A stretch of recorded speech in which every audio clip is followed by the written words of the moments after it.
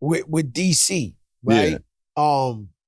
You know, Shout out to DC. He would have been here, but the flights was messed fucked up. I love man. that The guy. airport is crazy Airport lately. Crazy yesterday. And you know, his wife passed away. Do you guys ever get serious? Like, was that like a serious? I'm Man, asking. we done been through so much, man. My mom passed in 2021, and from COVID, and you know that was a major L for me because I only had my mother. You know what I'm saying?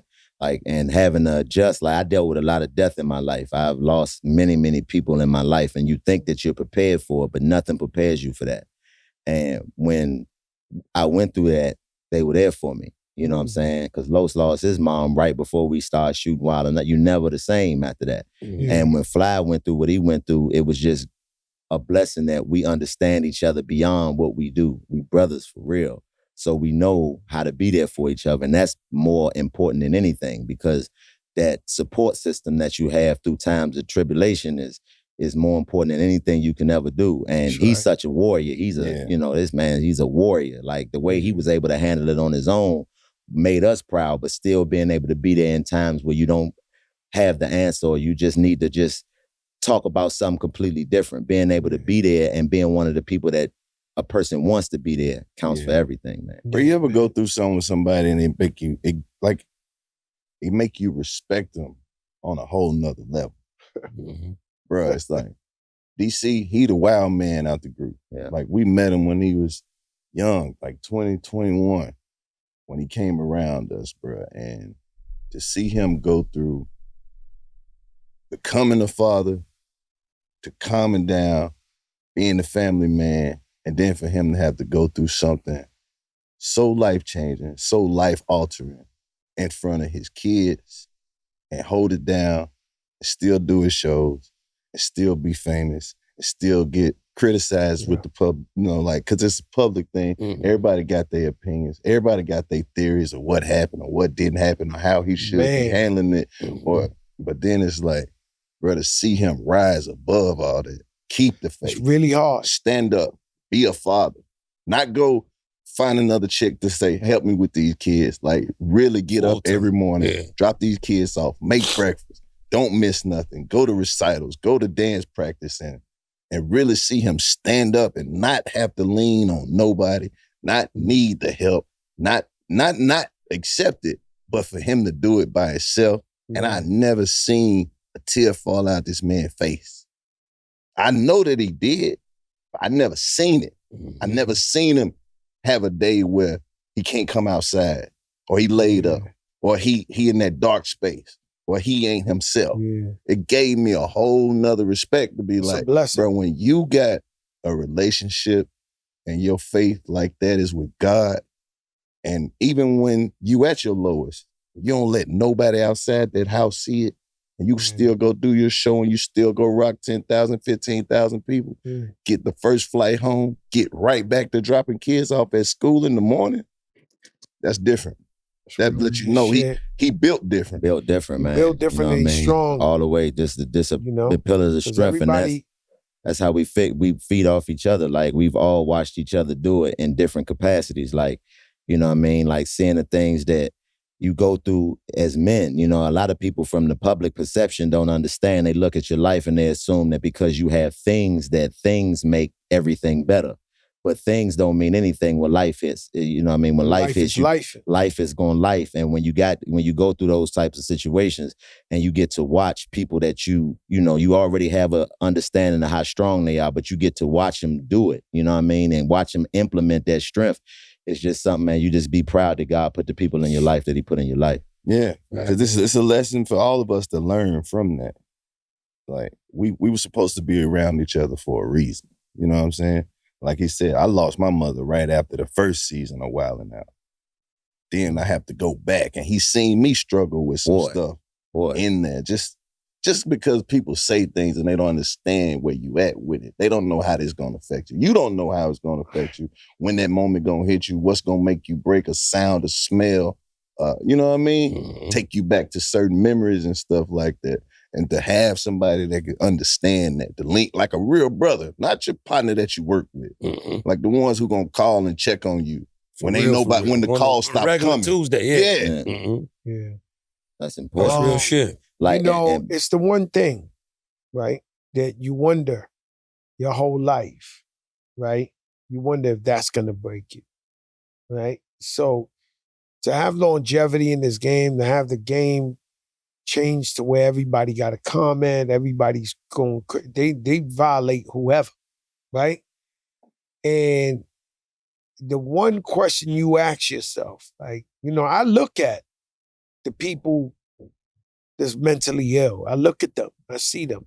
When I drive my car and they on the side, I see them, I look at them, and I wonder what happened to them in their life, what snapped their brain, what threw them off, what made them crazy, right? And I always say it's like when your moms die. I mean, I believe that it's a different type of pressure that you can't answer. You're not prepared for it when it's gonna happen. You don't know if you're gonna snap, you're gonna get depressed, you're gonna go crazy, this is about the biggest shit that could ever happen. You're gonna do all of those things. That's what I tell people. In different forms. The way I explain it is the book of my life with my mother, and it has the end on it, which means I can't add no more chapters. So if your parent is still here, add as many chapters as you can, because if the circle of life go the way they want it to go, then one day you're gonna have to put the end on your book too, and your life will never be the same after that. You know what I'm saying? I gotta shout out my brother Dre from Cool and Dre, because sometimes you think people, right? When your parents are here and they be like, yo, spend more time with them, you don't know, I'm telling you this, that. You hear them, but you also saying, yo, why these guys keep telling me this shit, right? And so me, but he would always tell me, yo, and I'd be like, yo, I'm going with my mom's house, my father's house, because I bought him a house. That shit was like an hour and a half away from me. I still would drive up 2-3 times a week. That's a long fucking drive, bro, right? And the man would be like, yo, you're doing the right thing. You're doing the right thing. You're doing the right thing. I'd be like, all right, cool. Because, motherfuckers calling you Norris and fucking Makoto and, yo, I got the steaks and lobsters. The wine is out. Everybody's trying to distract you. But you got to know that the nucleus of you, the people who brought you into this world, you got to spend as much time as you can with them. Because when the day's over, you know what I'm saying? And you can't communicate with them. It's over with. That's forever. A different type and of I know day. now that hour drive that you was making, you'll make a 10-hour drive every day if you could get them back just for. Oh, super facts. Before we start to shoot this show, before we, because we the rookies of the year. So when we were shooting the intro, actually, of us walking in the building and the stuff you see with the Joe and Jada logos, he was actually preparing for his mom's funeral. So I'm like, damn, this guy is made out of steel. Yeah. They would have to find me, and they would have to find me somewhere. I don't know what I would have been doing. Yeah. Then he buried his mom, and we shot the first episode the next day. I'm looking at him like, this guy's different. When you look back and you reflect on that, bro, it's like, especially with your mom, she be preparing you your whole life for that day. Yeah. And then it's so many things that your mom has taught you that you don't even know that you know until she gone. It's just like your survival pack kick in. The way she do things, like the way she loved, like that's how you honor her. You know what I'm saying? Like my mom was the biggest giver, like a real life angel on earth. Like she dedicated her life to service other people. And that was the way that she found her happiness, was being the light for other people. Yeah. So when you have to go through that moment, anybody can tell you, you can't, there is no way to prepare for that. Because that moment, that funeral comes and goes so fast, you sitting there and the next thing you know, you by yourself. It's over. It's like, damn. From when then you look at it, it's like from death to the ground, that happens. And it felt like 10 minutes. Yeah. And you can never go back. Man. But the legacy, the love that she gave you, all of those things, like it just changes you as a person, bro. That day that feeling never goes away. Never. And it's value in being able to discuss it, because there's a lot of people who are going through it. And like I said, if the circle of life go the way it's supposed to go, we all gonna have to go through it. And I watched my mother pass. Like I sat and watched her take her last breath. And I remember walking out of the hospital and the hospital room, and it's the same hospital I watched my uncle pass away in. And I thought I was prepared, but when that light hit me and I came out that room, it was like I felt something I never felt before. And ever since that day, it's gave me a greater understanding of what, like he said, what she did throughout the time of my life. Because now, when I think about all of the different lessons that she gave me that I might not have understood in the moment, because I wanted to do what I wanted to do or whatever. Now I get it. Like that responsibility that she instilled in me prepared me to be able to deal with her not being able to give it to me every day anymore. Yeah. Yeah, that shit. That whole thing is crazy. I had my mother and father pass away within 2 months. So I'm going to the hospital. I'm in the hospital and I'm going from room to room. And they both sick. That shit was... And salute to you, man. You know what I mean? For that. Shit and was then crazy, salute to you as a father too, man. You know what I mean? I know your son has autism. And I did that type of work for years. And I know how much it takes to deal with that on a day-to-day basis, man. So salute to you for that, brother, and what you do and having to people don't understand how serious that is. We believe in we don't abandon our kids. We believe in that's commendable, bro. That's respectable. Salute to you, he's brother. the biggest blessing. I feel like if you're not a real father and you abandon your kids, you'll be cursed. That's real. So my thing is like, you know what I'm saying? You gotta support your kids, man, at all times because they're the biggest blessings. And with Joey, he's just the biggest blessing. He's happy all the time. What's crazy is my mother and father really raised him, right?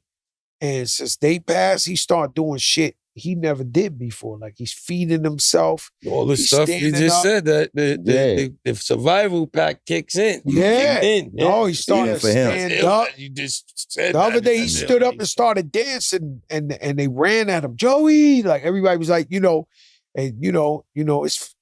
favorite is Daddy Yankee. You know what I'm saying? So that shit came on and he was up there dancing and everybody ran. He doing shit he never did before. Yeah. Like out of nowhere, he matured. Mm-hmm. And he realized he got to get a little stronger and be a man rather than a kid. But, Joey's the biggest blessing, man. We love him. And I love that, for years, this rap shit is dirty. Treacherous. Right? When you got beef with all the dudes I had beef with in rap, you got to keep Joey tucked. Because this shit could get real disrespectful out here. You know how these dudes do, right? They'll put him on the cover of a DVD like, yo, this. So I always protected him. And the weirdest thing is just one day, maybe I felt mature enough. I had no more beef with nobody. And I said, man, let me show little Joey to the people. You know what I'm saying? They might have known I had him. And man. He caught more love. You know how many people dealing with this shit? Like in real life? And how many, mostly the men leave. Yeah. And leave the women alone with the kid. Or even men that deal with autistic or Down syndrome kids, you gotta respect them on another level. And me, because Joey is who he is, I can spot him. Even if I'm in an airport, I'm at a restaurant, I know these kids. So I immediately walk up to them and mad people be like, yo, thank you for Joey. You inspire us. But, that's just family. You know what I'm saying? You got to be there for your family. How many kids you got, Jada? 5. You wasn't bullshit. 3 boys, 2 girls. I got twins, that's why. Oh, okay. Yeah, 2 at the same time. That's what it is. They're twins. What's that like? Like, we should ask your double wife everything, man. Yeah, double tuitions, double camps, double Jordans, double doctors, double Jordans. About money. When the doctor goes, surprise, twins. No. What do you say? Yeah, that's what it was. See, it wasn't. I thought I was finished. I thought the roster was over. So you get the news, then you like, it's 2 of them. It's 2 of them. Let me take this out carefully. You know what I'm saying? I don't got no twins in my family. Are they different? Or like one? Yeah, they like me. I'm a Gemini, so I got 2 different things. They got 1 each. They got 2 of them. You know how you say Geminis got personalities? They got 2 of mine. His son, Jawan, is a personal consultant to the show. So when we feel like we too old, we ask them all the young dudes questions. Oh, that's what I do. I use my daughter for the same thing. She is my liaison into the YN world. All the way. So quick. Well, I mean, whatever it is, I be like, hey, baby, what this mean? I know all the new slang and all of that because of her. She keep you updated. She keep me in the game. Like, and that's the thing. Like, that's something we connect on because our kids the same age. And he got a boy, I got a girl. So, and then this man's son is 6'4", like 6'6". Yeah. And I'm like, he ready to play for the Falcons or the Hawks or something. Huh? Hawks. No doubt. He loves some basketball. He love to dunk on people. That's what tell him keep dunking. Shit. That's crazy. Like that man. He can really like get up there. Yeah, that's crazy. 6'6". I know I'd be looking like, man, as soon as I find that tall nigga your mama fucked that look just like me, we gonna have a problem. I tell him all the time, bro, if you keep growing, I'm going to have to help you find your real father. It ain't you can go back 3 generations. In my family, ain't nobody 6'6". You know, my mother and father both short, like really short. No, his mom not short. Oh, my mother and father was short. I remember 12 years old crossing the street with them feeling doofy as fuck. Dude, like, shit. Like, yo, I got to hold their hand across the street and shit You didn't like have to do that. Well, they made me, they made me do that, okay? Like, they, I had a real protective mother and father, you know what I'm saying? So they was doing all that shit, you know what I'm saying?